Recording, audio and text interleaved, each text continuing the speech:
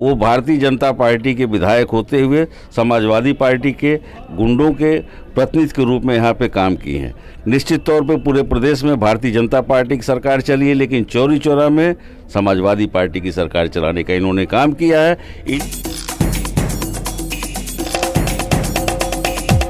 नमस्कार, मैं दिव्यांश द्विवेदी और आप देख रहे हैं द पॉइंट मीडिया। खबर पक्की है। इस वक्त हम मौजूद हैं उत्तर प्रदेश के गोरखपुर जिले के अंतर्गत आने वाले क्षेत्र चौरी चौरा में। चौरी चौरा वो ऐतिहासिक क्षेत्र है जो कि चौरी चौरा कांड के लिए भी जाना जाता है। साथ ही साथ यहाँ पर एक मंदिर भी है जिसकी अपनी अलग पौराणिक मान्यताएं हैं। चौरी चौरा की चर्चा हो और इसमें एक व्यक्ति का नाम न आए, यह हो ही नहीं सकता। हम बात कर रहे हैं अमर शहीद बंधु सिंह की। हमारे साथ हमसे बातचीत करने के लिए हमारी दाहिनी तरफ उन्हीं के परिवार से उनकी विरासत को संभाल रहे श्री अजय कुमार सिंह टप्पू जी मौजूद हैं। सबसे पहले स्वागत है टप्पू जी आपका द पॉइंट मीडिया पर। धन्यवाद। हम आपसे आपकी पारिवारिक पृष्ठभूमि के बारे में जानना चाहेंगे जिसकी चर्चा अभी हमने की। जी जी बिल्कुल। पहला सवाल, आप बंधु सिंह जी से किस प्रकार संबंध रखते हैं? मतलब वो आपके क्या लगते थे? हमारे फोर फादर थे, वो हमारे पूर्वज थे जी। और यहाँ डुमरी रियासत हम लोग की हुआ करती थी, उसके जमींदार थे जी।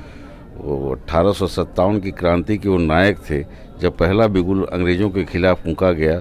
जहाँ झांसी से महारानी लक्ष्मीबाई, यहाँ से शहीद बंधु सिंह, ऐसे तमाम क्रांतिकारी जो शुरुआत की युद्ध की पहली शुरुआत जी इन लोगों ने ही की थी।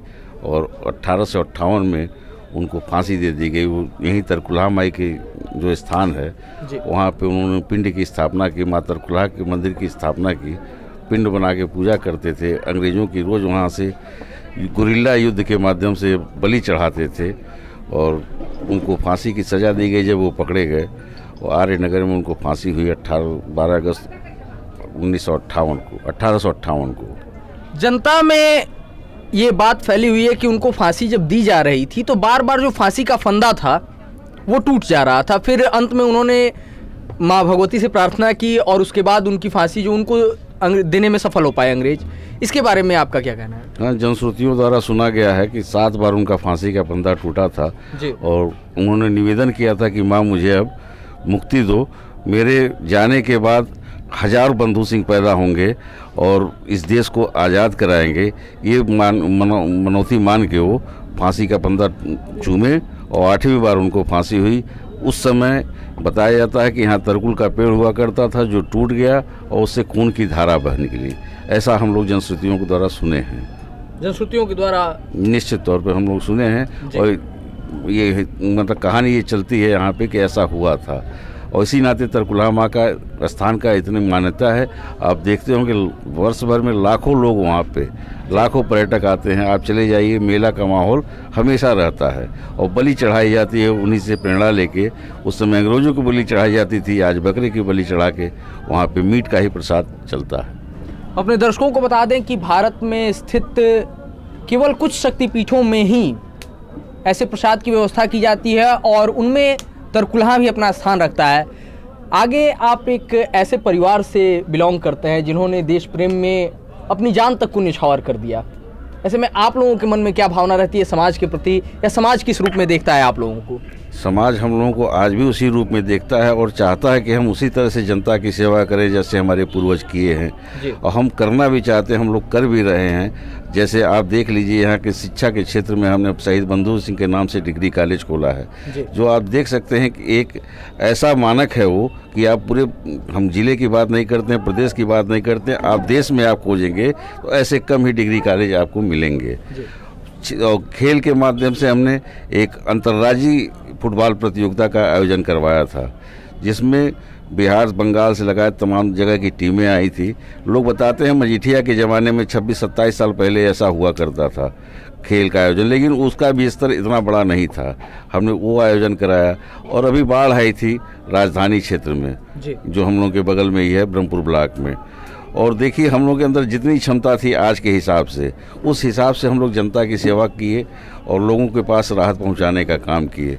स्वास्थ्य का हम लोग कैंप लगवाए थे जिसमें राजा जयप्रताप सिंह स्वास्थ्य मंत्री आए थे और उसमें लगभग 15,000 लोगों ने शिरकत किया था। उनका स्वास्थ्य मंत्री का और सीएमओ का दोनों का कहना था कि इतना बड़ा आयोजन सरकार द्वारा भी नहीं कराया जा सका है आज तक जितना बड़ा आयोजन आपने कराया है। तो हर क्षेत्र में समाज के लोगों को हम लोग जितनी मतलब कोशिश यही है कि समाज के आखिरी पायदान पे खड़े व्यक्ति को हम लोग मुख्य धारा में लाएं। इसके लिए जितना काम हो सकता है हमसे हम लोग प्रयास करते हैं कि करते रहें। निश्चित तौर पे राजनीति एक माध्यम है आज लोगों की सेवा करने का। इस नाते हम लोग राजनीति में भी सक्रिय रहते हैं, सामाजिक रूप से सक्रिय रहते हैं, हर स्तर से सक्रिय हैं। निश्चित तौर पे हम लोग परिवार राजनीतिक है ही है। हमारे बड़े भाई स्वर्गीय विनय कुमार सिंह बिन्नू सन 2012 में यहाँ से चुनाव भी लड़े थे चौरी चौरा विधानसभा से, और हम भी प्रयासरत हैं कि हमको भी यहाँ से पार्टी द्वारा चुनाव लड़ाया जाए।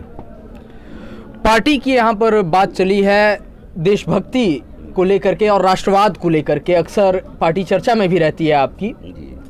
क्या लगता है कि देशभक्ति का पैमाना इस क्षेत्र में अगर देखा जाए तो आपके परिवार से बड़ा किसी ने स्थापित नहीं किया था, उसे ध्यान में रख करके चुनाव होगा या कि जनता की भावनाओं को ध्यान में रख करके यहाँ पर उम्मीदवार घोषित करेगी पार्टी? अब पार्टी क्या निर्णय लेती है तो पार्टी का विषय है, लेकिन अमृत महोत्सव मनाया जा रहा है 100 वर्ष पूरे होने पे। 1922 में यहाँ पे कांड हुआ था जी, जो थाना फूंका गया था, वो शहीद बंधु सिंह से ही प्रेरणा लेके यहाँ के क्रांतिकारियों ने फूंका था थाना, जिससे देश की राजनीति बदल गई थी। महात्मा गांधी ने असहयोग आंदोलन अपना वापस ले लिया था और उस कांड की वजह से 22 लोगों को फांसी की सज़ा हुई थी। ये हमारे चौरी चौरा की धरती की ही देन थी कि देश की राजनीति को बदला है इसने। तो निश्चित तौर पे इस जनभावना का ख्याल करेंगे, हमारी पार्टी करेगी और हम लोगों को निश्चित तौर पे प्रोत्साहित करेगी कि हम लोग जाएँ और राजनीति के माध्यम से भी लोगों की सेवा करें। मैं अपने दर्शकों को एक बात बताना चाहूँगा कि जब हम अपनी टीम के साथ चौरी चौरा विधानसभा में भ्रमण कर रहे थे तो यहाँ पर जितने भी लोगों से हम मिले सबकी जुबान पर चर्चा में एक नाम जरूर रह रहा था कि आप टप्पू सिंह जी से एक बार जा करके मिलिए। हम टप्पू सिंह जी से जानना चाहेंगे कि उनकी इस लोकप्रियता का व्यक्तिगत रूप से क्या कारण है। अब यही है जो बताया, हम काम करते रहते हैं, लोगों से जुड़ते रहते हैं। आज भी देखिए इतनी ठंड में इतने लोग यहाँ बैठे हुए हैं तो आपको ये लोकप्रियता का पैमाना ही नज़र आएगा। और आप दिन भर में कभी भी आप आइए, दिन भर लोगों का आने जाने का तांता लगा रहता है। तो इसी नाते कि हमको लोग प्यार करते हैं, हम लोगों को प्यार करते हैं। यहाँ जाति धर्म दलगत राजनीति से ऊपर उठ के हम लोगों की सेवा करते हैं। यदि पार्टी आपको प्रत्याशी बनाती है या जनता भी आपको मौका देती है तो वो कौन से कार्य होंगे, वो कौन से बदलाव होंगे जो आप अपनी विधानसभा में देखना चाहेंगे? मैंने आपसे पहले ही कहा कि मेरा पहला और मुख्य कार्य रहेगा कि समाज में आखिरी पायदान पे खड़े व्यक्ति को मुख्य धारा में लाने के लिए मुझसे जो भी संभव हो सकेगा वो करूंगा। उसके लिए और विकास तो एक निरंतर करने वाली प्रक्रिया है, कुछ न कुछ तो विकास होते ही रहेंगे। और हम लोग रोजगार के मानक यहाँ स्थापित करेंगे, जाके लोगों से मिलेंगे, उद्योगपतियों से मिलेंगे कि यहाँ पे हमारे यहाँ चौरी चौरा में ही आप उद्योग धंधे लगाएं, जिससे हमारे यहाँ के नौजवानों को यहीं का यहीं रोजगार मिले, उनको कहीं बाहर न जाना पड़े। हर तरह से प्रयास किया जाएगा इस क्षेत्र को। जैसे आप अगर हमारे डिग्री कॉलेज में नहीं गए हो, महाविद्यालय में, तो आप जाके एक बार घूम के जरूर मैं आपसे निवेदन करूंगा कि देखें और आपको ये लगेगा कि हाँ वास्तव में कोई ये विद्यालय है और इतना सुदूर देहात क्षेत्र में इस तरह का विद्यालय बनाने का अपना एक अलग मकसद है। और मैं ये निश्चित तौर पे उसी तरह से ये मानक तय करना चाहूँगा कि हमारा चौरी चौरा विधानसभा एक मॉडल विधानसभा बने। उसके लिए एक नज़ीर हमने रखी है अपने डिग्री कॉलेज की। अभी आपने बाढ़ की जो चर्चा की, बाढ़ में आपने जनता का सहयोग किया था। ये जो चौरी चौरा विधानसभा है मुख्य रूप से बोर्रा, राप्ती और फरेन नाला, इन 3 नदियों से घिरा हुआ है और यहाँ पर बाढ़ की समस्या का स्थायी निदान कोई नहीं निकला है। इसका क्या ब्लूप्रिंट है आपके पास कि आप अपनी विधानसभा को या इस क्षेत्र की जनता को कैसे इस बाढ़ की विभीषिका से निजात दिला पाएंगे? जैसे देखिए, इस बार जो बाढ़ आई थी वो बाढ़ नहीं, लापरवाही की बाढ़ थी। निश्चित तौर पे यहाँ के जनप्रतिनिधि और अधिकारियों की लापरवाही से ये बाढ़ आई थी। ये जिस क्षेत्र में बाढ़ आया था उसको बांगर क्षेत्र कहते हैं। बाकी हमारा जो कछार क्षेत्र है वो 52 गाँवों से घिरा हुआ दोआबा क्षेत्र है। और ये अगर हम नियमित रूप से बंधों की मरम्मत करते रहें, जैसे अगर बोल्डर पिचिंग हम करा ले गए तो 100 में 100% सही है कि हम बोल्डर पिचिंग करा दें तो अपने लोगों को सुरक्षित रख सकते हैं।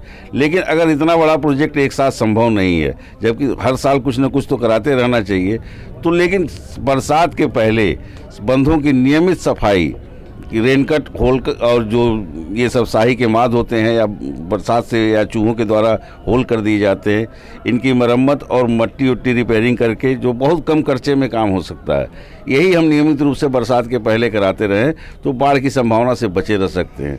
और हम लोगों का प्रयास होगा, सरकार से मांग किया जाएगा अपने एक विधायक बनने के बाद, और वैसे भी हमें ऐसा किया जाता है कि बंधे की रिपेयरिंग, बोल्डर पिचिंग अगर हो जाए तो इससे अच्छा कोई काम नहीं हो सकता वहाँ की सुरक्षा के लिए। बाकी हम लोग और जो भी वहाँ के लोग बताते हैं, सुझाव देते हैं कि ऐसे ऐसे किया जाए, वो हम लोग पूरे बरसात भर हम लोग घूम घूम के किए भी हैं और काफ़ी हद तक सुरक्षित भी रहा। दुर्भाग्यवश ऐसी जगह बंधा टूटा जहाँ कभी संभावना ही नहीं थी, यहाँ से भी बाढ़ आता है और वहाँ पे बाढ़ है। ये केवल लापरवाही की बाढ़ थी, बाढ़ लापरवाही की बाढ़। निश्चित तौर पे इस बार जो बाढ़ आई है वो लापरवाही से आई है, अधिकारी और जनप्रतिनिधि की लापरवाही से। अभी ये जो बाढ़ की आपने बात की कि लापरवाही की बाढ़ थी, पिछले 1 साल का अगर रिकॉर्ड उठा के देखें तो चौरी चौरा में भी आपराधिक घटनाएं काफ़ी बढ़ चुकी हैं। इसे आप किसकी लापरवाही मानते हैं या किसकी जिम्मेवारी मानते हैं? निश्चित तौर पे हमारे स्थानीय विधायक ही इसके जिम्मेदार हैं और उनके ही प्रोत्साहन से ये सब काम होते हैं। वो भारतीय जनता पार्टी के विधायक होते हुए समाजवादी पार्टी के गुंडों के प्रतिनिधि के रूप में यहाँ पे काम किए हैं। निश्चित तौर पे पूरे प्रदेश में भारतीय जनता पार्टी की सरकार चली है, लेकिन चौरी चौरा में समाजवादी पार्टी की सरकार चलाने का इन्होंने काम किया है। इन्हीं की लापरवाही से जिला पंचायत के चुनाव में आप देखिए 2 निषाद जिला पंचायत चुनाव जीत चुके थे, कोदई निषाद और रवि निषाद, लेकिन रिटर्निंग ऑफिसर जो इन्हीं की समाजवादी पार्टी से संबंध रखता था, 2 समाजवादी पार्टी के लोगों को जिताने के लिए यहाँ से जीत की सर्टिफिकेट मिलती है, जाके जब गोरखपुर डीएम कार्यालय से उनको हार का सर्टिफिकेट मिलता है। और दोनों समाजवादी पार्टी के नेताओं को जो कि आपराधिक प्रवृत्ति के हैं, उनको ये जीत का सर्टिफिकेट डीएम जारी करता है। जन आंदोलन हुआ, जिसको कहते हैं स्वतः उद्वेलित होकर लोगों ने जन आंदोलन किया और 3 घंटे बाद ये मुख्यमंत्री का जिला है, यहाँ पे मुख्यमंत्री का जिला होने के बावजूद इतना दुस्साहस किया गया इस विधायक के द्वारा। उसका परिणाम यह हुआ कि नेशनल न्यूज़ बना और 100 साल बाद फिर थाना फूंका गया नई बाजार चौकी का। ये थाना फूंका गया, तमाम घटनाएं, हिंसक घटनाएं हुई। वहाँ के नौजवानों ने किया, उस घटना का, उस आंदोलन का किसी ने नेतृत्व नहीं किया था, जिसको कहते हैं स्वतः स्फूर्त आंदोलन। वो आक्रोशित होकर लोगों ने किया और आप ये जान लीजिए कि उसके बाद 600 लोगों के ऊपर, निषाद भाइयों के 600 निषाद भाइयों के ऊपर मुकदमा दर्ज हुआ। 60 लोग आज भी जेल में बंद हैं। 600 अज्ञात लोगों के ऊपर मुकदमा दर्ज हुआ। ये केवल और केवल हमारे विधायक की लापरवाही के कारण हुआ है, इसमें कोई दो राय नहीं है। आपने अपने विधायक पर इतने गंभीर आरोप लगाए हैं, निश्चित तौर पर आप इस क्षेत्र के एक जाने पहचाने व्यक्ति हैं और आपकी नज़रों में जो बात है वो आपकी पार्टी की नज़रों से छुपी हो, ऐसा हो नहीं सकता है। पार्टी की क्या प्रतिक्रिया रहने वाली है इन सारी घटनाक्रमों पर? अभी तो पार्टी का अपना व्यू है, पार्टी क्या सोचती है क्या नहीं सोचती है, लेकिन निश्चित तौर पे ये बहुत ही गंभीर मसला था। पार्टी को इस पे विचार करना चाहिए था। इसमें छीछा लेदर हुआ, राष्ट्रीय मुद्दा बन गया ये। आप कह रहे हैं ना कि गोरखपुर जिला मुख्यमंत्री का जिला है, निश्चित तौर पे हमारे लिए भी ये बहुत शर्म की बात है कि हमारे रहते हुए, हम लोगों के रहते हुए घटनाएं घटी थी, हम लोग उसके गवाह हैं, उसको जान रहे हैं, देख रहे हैं, समझ रहे हैं। और पार्टी न समझ रही हो ऐसा नहीं है, और छीछा लेदर तो इसमें हुआ ही था। राष्ट्रीय मुद्दा बन जाना इस घटना को, और 4 ही घंटे बाद, 3 ही घंटे बाद उसको फिर से पुनः हार से जीत में बदल देना, ये अपने आप में एक निश्चित तौर पे दुर्भाग्यपूर्ण घटना थी। आपने अभी मुख्यमंत्री का जिक्र किया, मुख्यमंत्री गोरखपुर सदर से लड़ रहे हैं, यहाँ से काफ़ी करीब भी है वो। चौरी चौरा की राजनीति पर उसका क्या प्रभाव रहने वाला है? नहीं, गोरखपुर से लड़ रहे हैं तो अच्छी बात है, उनका प्रभाव तो पूरे प्रदेश में है, बल्कि आज की डेट में तो हमारी मुख्यमंत्री राष्ट्रीय नेता बने हुए हैं, राष्ट्रीय नेता हैं भी। उनकी लोकप्रियता मोदी के बाद योगी का ही नाम आता है। निश्चित तौर पर हमारे लिए गर्व की बात है कि योगी जी गोरखपुर से लड़ रहे हैं। हमने तो उस दिन भी न्यूज़ में अपने बाइट में दिया था कि हम लोग के लिए सौभाग्य की बात है कि हमारे मुख्यमंत्री हमारे शहर से लड़ रहे हैं। पहले तो सांसद हमारे ही शहर से हुआ करते थे, लेकिन अब ये चूंकि प्रदेश की राजनीति में है और मुख्यमंत्री हैं, हमारे शहर से रहेंगे विधायक, तो हम लोगों के लिए और भी अच्छा रहेगा। हमारे चैनल के माध्यम से जो भी लोग आपको देख रहे हैं, निश्चित तौर पर उसमें चौरी चौरा विधानसभा की जनता भी है, उनसे आप क्या कहना चाहेंगे? मैं चौरी चौरा की जनता से क्या कहना चाहूँगा, हमारे साथ मजबूती से खड़े रहें, हमको लोग प्यार करें, हम लोगों को प्यार करें, लोगों के मान स्वाभिमान को हम लौटाने के लिए, उनके साथ कोई अन्याय न होने पाए ऐसा करने के लिए हम लोगों से अपील करेंगे कि हमारे साथ कदम से कदम मिला के चलें लोग। तो ये थे हमारे साथ उत्तर प्रदेश के गोरखपुर जिले की चौरी चौरा विधानसभा से जाना माना नाम शहीद बंधु सिंह के परिवार से ताल्लुक़ रखने वाले श्री अजय कुमार सिंह उर्फ टप्पू जी। हम इनके लिए शुभकामनाएं व्यक्त करते हैं, इनके राजनीतिक भविष्य के लिए शुभकामनाएं व्यक्त करते हैं। ऐसे ही तमाम लोगों से हम लगातार अपने दर्शकों को रूबरू कराते रहे हैं और आगे भी कराते रहेंगे। तो जुड़े रहिए हमारे साथ, देखते रहिए द पॉइंट मीडिया, क्योंकि हम दिखाते हैं वो जो खबर पक्की है। कैमरा पर्सन अभिषेक के साथ मैं Divyanshu Dwivedi, the point media.